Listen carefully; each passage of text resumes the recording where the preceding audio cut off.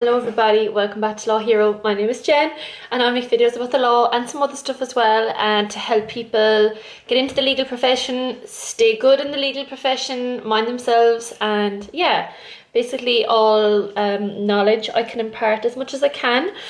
So this morning, you'll have seen on my YouTube, I interviewed Mr. Richard Grogan, so if you haven't already seen that, check that out. And one thing, I was going to film this video anyway, which is purely based on around my opinion, but he actually brought it up, and that's, you know, your appearance. And so he brought it up in the context of when I asked him, what are you looking for when you interview somebody? He was like, oh, you know, I want to see the fellas, I want to see a tie, I don't want to see brown shoes, and the women, I want to see a suit. And I was like, okay. Bearing in mind that this is somebody who has been in the profession a very long time, and things have moved on. But yeah, we're going to discuss it today because obviously I'm like my viewers, I'm a millennial, so obviously your appearance shouldn't matter, but it does. And you may have seen some of those studies where, for example, they say that people who are good looking and have a symmetrical face have a better chance of, I don't know, like getting off a parking ticket, or like the John F. Kennedy effect. Like people, he did really well as against Nixon because like people were looking at him and they were like, oh, he's good looking, and in their mind, and this is a biological thing, we think if somebody's good looking, they're trustworthy.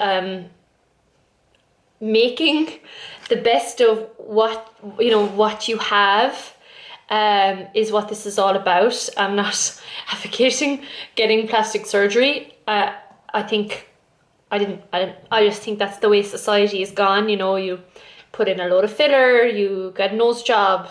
Some people get the fat transfer, like the Kardashians. I'm not talking about that. What I'm talking about is making do with what you have, and most of us, we don't have a lot of money, a lot of time, so you know we have to do the best with what we have, and I'm gonna give you some tips around that. The reason why all this is important is, as I said, trustworthiness and also first impressions, because like we'll say, even if you aren't symmetrically perfect, or you're not far off, even if you are good looking, people are then going to look at the wrapper.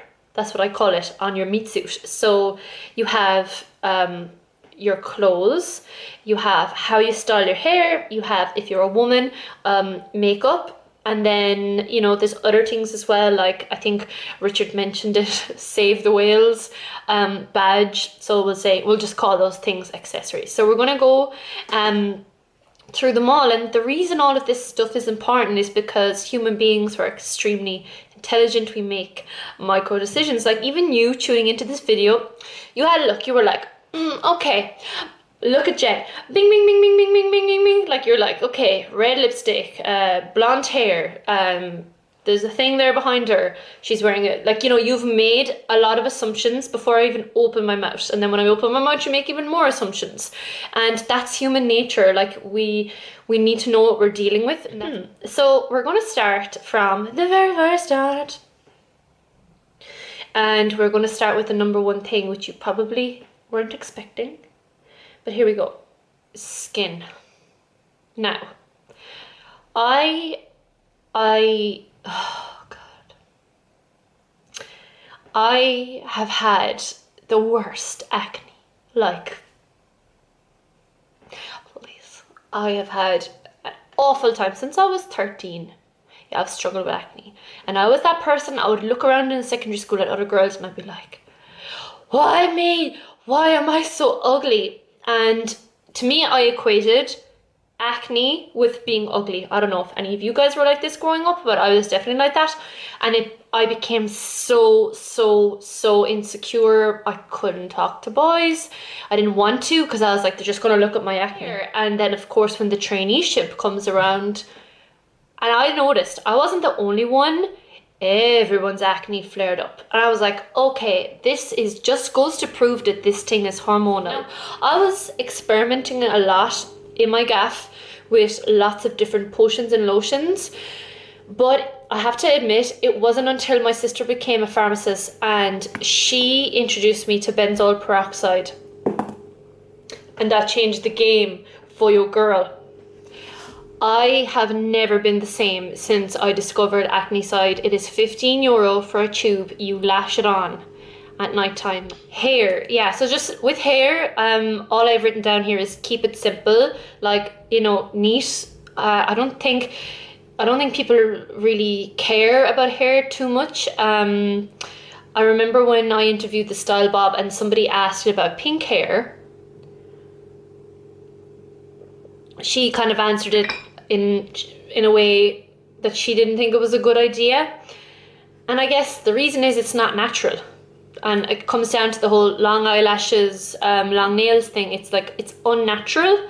And that's kind of why people don't like to see it in a professional environment. Obviously, if you're men, like, you do see a lot of beards. I don't think that's really taboo anymore. You see mustache, but it's more just like keep it tidy, because if you're unkept, people will be like, oh, well, maybe they keep their work that way. You know, people make assumptions. They're like, okay, well, if you're, you know, not keeping up your appearance, and then maybe you're not keeping up with your work. It's all micro decisions. And look, I'm not saying it's right. I'm not saying it's the way it should be, but this is just what happens. Okay, so moving on from the whole face thing, the next thing is like too much jewelry. Again, it's not appropriate. It's not natural to wear too much jewelry, and I'm sure you can all appreciate that. And yeah, so now we're going to move on to clothes, because yeah, your clothes are so important. I love fashion. I would say I wouldn't say I'm out there with fashion, but I do like colors. I love like lots of colorful stuff. I really like, I love wearing different clothes, but it's not always a good thing, especially in the workplace. Like, you don't want to be grabbing too much attention with your clothes. And what I mean by that is, like, you know, you don't want to be so different to everybody else that everyone's like, what the hell? Again, it's like knowing when to be appropriate. I always say, like, for women in the workplace, probably a good role model is Kate Middleton, because she tends to wear long sleeve, this is for women, she tends to wear long sleeve dresses that are but still feminine, and she always looks very well put together, but it's not too stuffy. Like, suits are fine, I think suits are great, but the problem is they can be quite uncomfortable and they can look a little bit masculine.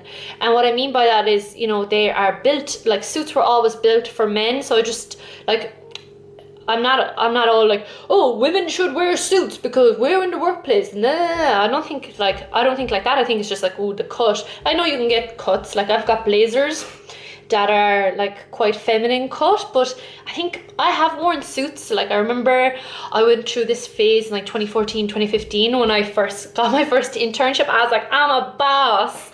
And yeah, I just became more casual since then, simply because I found wearing those type of clothes, whilst it looked really professional, I just found it didn't suit my vibe. So I'm more like a pencil skirt, cardigan girl, or dress. That's me.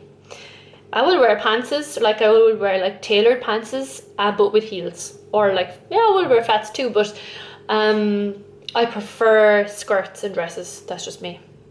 For men, there definitely is like during the workplace, it has definitely become more casual. Seen that with my own colleagues. It's like shirt and then tailored trousers with a belt and brown shoes. That's just like the typical Irishman corporate worker. And then when those men go in for the client, they wear the black shoes, they wear the white shirt with the blue tie, and then the blazer. Or, you know, suit jacket, and I think that looks really good. I think you can't go wrong. Yeah, and then in terms of color, like, you know, there's a lot of color psychology, and if you watch the video on my Law Hero webpage with the Style Bob, she speaks about color psychology. So like what I'm wearing right now, green, is predominantly green, so that would be, you know, quite like a positive color, earthy, you know, give me some positive energy. Blue is the same, pink is the same, yellow is very bright and positive. They're all very positive colors.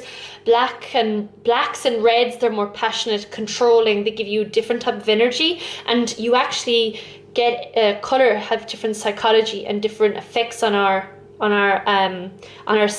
psychology, which is fascinating. And you know, with the Style Bob, she gave the example of the Queen wearing green because she wants to calm people down. She'd wear purple, which is what Mary Robinson did as well, as a sign of wisdom. You know, purple is a very wise color. It's like, you know, wise, like Michelle Obama and Oprah. Like Oprah, if you've seen her in the Meghan Markle Prince Harry interview, she was wearing the purple, and I was like, Oprah, I know what you're trying to do. You're trying to be like the wise sage. And it is true, like white purity. Be very cognizant of the colours you wear. When you see a man wearing a red tie, you're like, here comes trouble. Here comes Trump, rather. Trump has ruined the red tie for all the men. So most men just stick with the blue. If you looked at the Terry Gorry video I did with him, his tie was epic. It was like multicolored. It was amazing tie.